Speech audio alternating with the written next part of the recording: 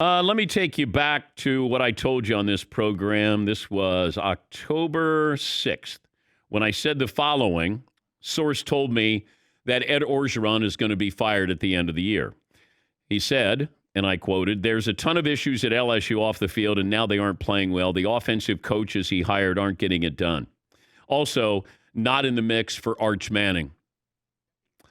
Those are factors here with Ed O. But this is one of those situations where Ed O had a great offensive coordinator and Joe Brady, and he had one of the more talented football teams in recent memory, probably in the last 20 years. They won a national championship. That seems like a long, long, long time ago. But now you're hearing speculation on Ed O going to USC. He was a great recruiter there, and I'm told that that's not going to happen.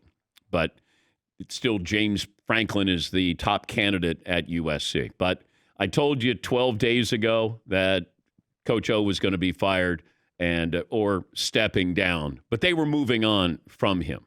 And it became official over the weekend. Yeah, Paul. And it's clearly where you reported that it was already in motion, it was already going to happen, that a win over Florida on national TV couldn't help. Yeah. Do you think a guy like Ed Orgeron says to himself, well, I won't fight this. I'll step down, get my settlement package, and I'll just dine out on that national championship down here because he will be an LSU legend. It didn't end well, but he'll be an LSU legend. I don't think he had any choice. There's a lot of stuff going on off the field down there.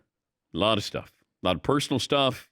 And this was one of those where all of a sudden, everybody's celebrating and you're winning and everything's great. And then all of a sudden you're not as buttoned up as you should be. Let's put it that way. But Coach O was going to get fired.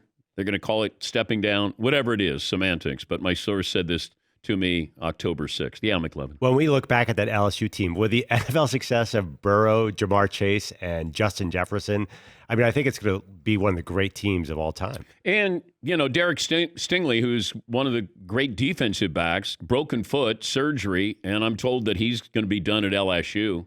The question is, for scouts trying to assess his talents, like where do you pick him? First-round talent, how he heals from the foot surgery. But I thought he was going to be a legitimate Heisman Trophy contender because he's a great cornerback, and I thought maybe they would use him as a wide receiver as well, try to bolster a Heisman campaign. Never materialized, obviously, but that's another player that probably won't be back in Baton Rouge. But Ed Orgeron being fired or relieved of his duties or stepping down, they're paying him off. It's about $17 million. So I wouldn't go kicking and screaming. I'd go, all right, thank you. Sounds good. Let me coach the rest of the year. Walk out with my head held high. But as far as, it makes sense for Ed Orgeron to go to USC, back to USC. Well, he was a great recruiter. Jury's still out if he's a great coach. And I think that would factor in as well.